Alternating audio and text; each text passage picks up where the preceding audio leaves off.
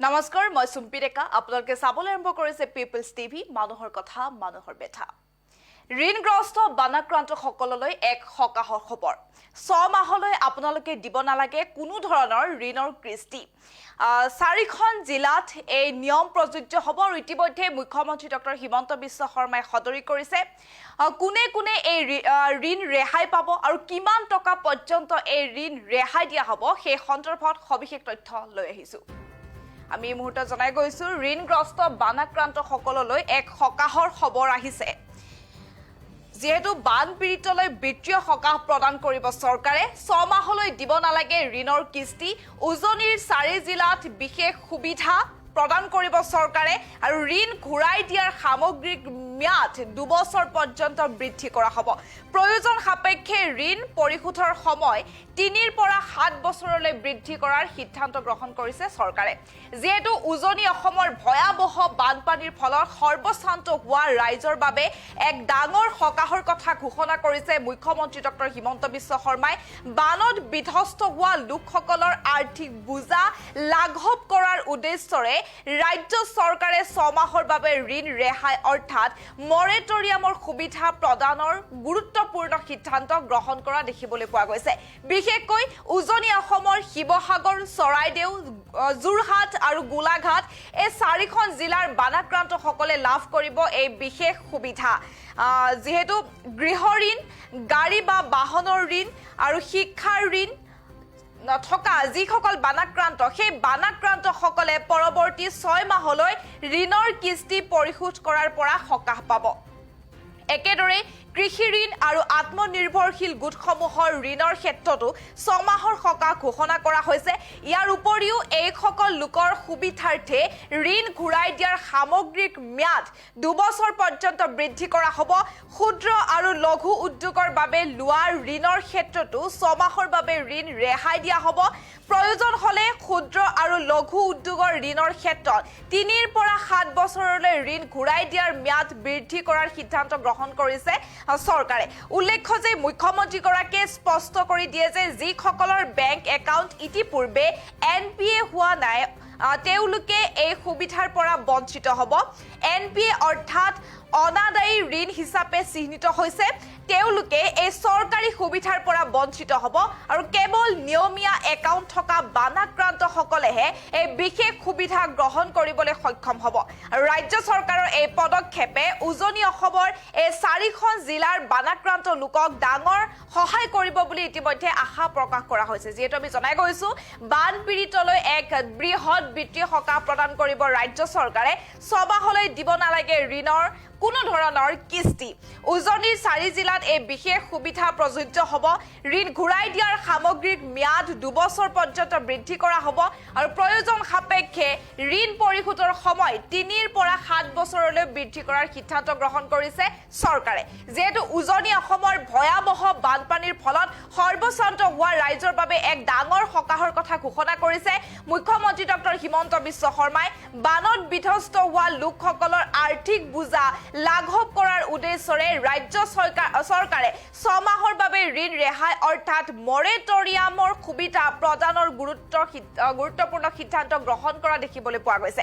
আৰু বিশেষকৈ উজনি অসমৰ শিৱসাগৰ, চৰাইদেউ, যোৰহাট আৰু গোলাঘাট এই 4খন জিলাৰ বানাক্ৰান্তসকলে লাভ কৰিব এই বিশেষ সুবিধাসমূহ। গৃহ ঋণ, গাড়ী বা বাহনৰ ঋণ আৰু শিক্ষাৰ ঋণ থকা বানাক্ৰান্তসকলে পৰৱৰ্তী 6 মাহলৈ ঋণৰ কিস্তি পৰিশোধ কৰিব নালাগে, তেওঁলোকে এই সকাহ প্ৰদান কৰা হ'ব তেওঁলোকক। আৰু একেদৰে কৃষি ঋণ আৰু আত্মনিৰ্ভৰ গোটসমূহৰ ঋণৰ ক্ষেত্ৰতো 6 মাহৰ সকাহ ঘোষণা কৰা হৈছে। ইয়াৰ উপৰিও এইসকল লোকৰ সুবিধাৰ্থে ঋণ ঘূৰাই দিয়াৰ সামগ্ৰিক ম্যাদ 2 বছৰ পৰ্যন্ত বৃদ্ধি কৰা হ'ব। ক্ষুদ্ৰ আৰু লঘু উদ্যোগৰ বাবে লোৱা ঋণৰ ক্ষেত্ৰতো 6 মাহৰ বাবে ঋণ ৰেহাই হ'ব। প্ৰয়োজন হ'লে ক্ষুদ্ৰ আৰু লঘু উদ্যোগৰ ঋণৰ ক্ষেত্ৰত 3 পৰা 7 বছৰলৈ ঋণ ঘূৰাই দিয়াৰ ম্যাদ বৃদ্ধি কৰাৰ সিদ্ধান্ত গ্ৰহণ কৰিছে ইতিমধ্যে ৰাজ্য চৰকাৰে। আৰু মুখ্যমন্ত্ৰীগৰাকীৰ মন্তব্য আছে, আমি এই মুহূৰ্তৰ সেই মন্তব্য আগবঢ়াম। আজি মই কৰা ঘোষণা কেইটা বানত আক্ৰান্ত ব্যক্তিৰ বাবেহে প্ৰযোজ্য, বানত আক্ৰান্ত পৰিয়ালৰ বাবেহে প্ৰযোজ্য। প্ৰথমতে আমি আহিব খুজিছো যে এই সকাহ কোনে পাব? যাৰ একাউণ্ট ষ্টেণ্ডাৰ্ড হৈ আছে, অৰ্থাৎ যাৰ একাউণ্ট NPA হোৱা নাছিলে 19 জুলাইৰ আগতে, তেওঁলোকে এই আঁচনিৰ সুবিধা পাব। কিন্তু যাৰ বেংক একাউণ্ট NPA হৈ আছিলে, তেওঁলোকে এই সুবিধা নাপাব। অৰ্থাৎ এই সুবিধা ষ্টেণ্ডাৰ্ড বেংক একাউণ্ট হোল্ডাৰ সকলৰ কাৰণেহে। এতিয়া মই প্ৰথম আহিব খুজিছো হাউচিং লোন, এডুকেশ্যন লোন আৰু কাৰ লোন। গৃহ ঋণ, শিক্ষামূলক ঋণ আৰু কাৰ লোন। এই তিনিওটা কেটেগৰীৰ বাবে আমি আপোনালোকৰ যিটো মৰেটৰিয়াম, যে লোন ঘূৰাই দিয়া যিটো প্ৰক্ৰিয়া, যাক আমি যেতিয়া আমি তাক সামূহিকভাৱে সকাহ দিওঁ, তাক মৰেটৰিয়াম বুলি কোৱা হয়।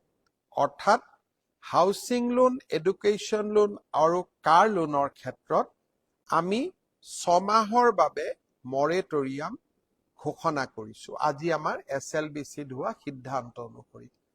অৰ্থাৎ অহা 6 মাহলৈকে আপোনালোকে যিসকলৰ শিৱসাগৰ, চৰাইদেউ, গোলাঘাট আৰু যোৰহাট জিলাৰ যিসকল এফেক্টেড ফেমিলি, সেই এফেক্টেড ফেমিলিসকলে অহা 6 মাহৰ বাবে লোন ঘূৰাই দিব নালাগে, তেওঁলোকক আমি মৰেটৰিয়াম ঘোষণা কৰিছো। আকৌ এবাৰ কৈছো, এফেক্টেড ফেমিলিৰ বাবে 6 মাহ মৰেটৰিয়াম পাৰ হৈ যোৱাৰ পিছত ধৰি ললো আপোনালোকৰ লোনটো 3 বছৰত ঘূৰাই দিবলগীয়া আছিল, 6 মাহটো ঘূৰাই নিদিব আৰু 3 বছৰৰ লগত 3 বছৰ 6 মাহ যোগ হ'ল। প্ৰয়োজন হলে ঘূৰাই দিয়াৰ সীমা আৰু এবছৰ আপোনালোকে বঢ়াই ল'ব পাৰিব। তাৰমানে ইনষ্টলমেণ্ট বিলাক প্ৰতি মাহত 6 মাহৰ পিছতো আপোনালোকে যিটো ইনষ্টলমেণ্ট দিব, সি কমি যাব, কাৰণ লোন ঘূৰাই দিয়াৰ যিটো সীমা বা বছৰ, তাক আমি আৰু এবছৰলৈকে বঢ়াই দিম। 6 মাহ moratorium and tenure of payment can be extended to a maximum period of 1 year. অৰ্থাৎ maximum এবছৰলৈকে আমি লোন ঘূৰাই দিয়াৰ টেনিউৰ বঢ়াই দিম আৰু 6 মাহ moratorium। আৰু moratorium কেতিয়াৰ পৰা এফেক্ট হ'ব? 19 জুলাই 2026, অৰ্থাৎ বানপানী হোৱাৰ দিনাখনৰ পৰা। এইটো হ'ল হাউচিং লোন, এডুকেশ্যন লোন আৰু কাৰ লোন। এইবাৰ আমি আহিছো কৃষি ঋণ আৰু আত্মসহায়ক গোটৰ ঋণৰ ওপৰত। এই দুই শ্ৰেণীৰ ঋণৰ ক্ষেত্ৰতো 6 মাহৰ বাবে আমি মৰেটৰিয়াম ঘোষণা কৰিছো। অৰ্থাৎ 6 মাহৰ বাবে আপোনালোকে লোন ঘূৰাই দিব নালাগে, ইনষ্টলমেণ্টবোৰ দিব নালাগে, 6 মাহ আপোনালোকে বেংকক একো দিব নালাগে। 6 মাহৰ পিছতো লোন ঘূৰাই দিয়াৰ যিটো টেনিউৰ আছিল, 7 বছৰৰ লোন আছিল, 10 বছৰৰ লোন আছিল, তাক আমি এবছৰৰ পৰা 2 বছৰলৈকে বঢ়াই দিব পাৰিম। তাৰ ফলত কি লাভ হ'ব? আপোনালোকৰ ইনষ্টলমেণ্ট বিলাক সহজ হৈ পৰিব।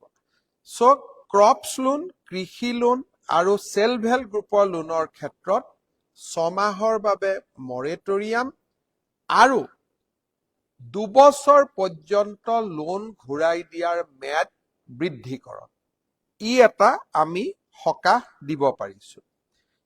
ফিচাৰী, পল্ট্ৰি, পিগাৰী আৰু ডায়েৰী, এই ক্ষেত্ৰতো একেই, কৃষি ঋণ আৰু সেল্ফ হেল্প গ্ৰুপৰ লোনৰ দৰে একেই, 6 মাহৰ বাবে মৰেটৰিয়াম আৰু লোন ঘূৰাই দিয়াৰ সীমা এবছৰৰ পৰা 2 বছৰলৈ বৃদ্ধি, যাতে ইনষ্টলমেণ্ট বিলাক সহজ হৈ পৰে। মাইক্ৰ, স্মল আৰু মিডিয়াম ইণ্ডাষ্ট্ৰী, অৰ্থাৎ MSME বুলি আমি কওঁ, ক্ষুদ্ৰ আৰু লঘু উদ্যোগ, আপোনালোকৰ কাৰণেও 6 মাহৰ বাবে লোন মৰেটৰিয়াম থাকিব। আৰু এইবিলাক লোন যিহেতু যথেষ্ট ডাঙৰ লোন, সেইকাৰণে লোন ঘূৰাই দিয়াৰ সীমা 3 পৰা 7 বছৰলৈ আমি বৃদ্ধি কৰিব সিদ্ধান্ত লৈছো। অৰ্থাৎ 6 মাহ ঘূৰাই দিব নালাগে লোন, ইনষ্টলমেণ্ট ইণ্টাৰেষ্ট প্ৰিন্সিপল একো ঘূৰাই দিব নালাগে, যাক নেকি মৰেটৰিয়াম বুলি কোৱা হয়। আৰু পৰৱৰ্তী সময়ত আমি 3 পৰা 7 বছৰলৈকে লোন ঘূৰাই দিয়াৰ সীমা আমি বৃদ্ধি কৰিব পাৰিম, যাতে আপোনালোকৰ লোন ঘূৰাই দিয়া ইনষ্টলমেণ্টবিলাক সহজ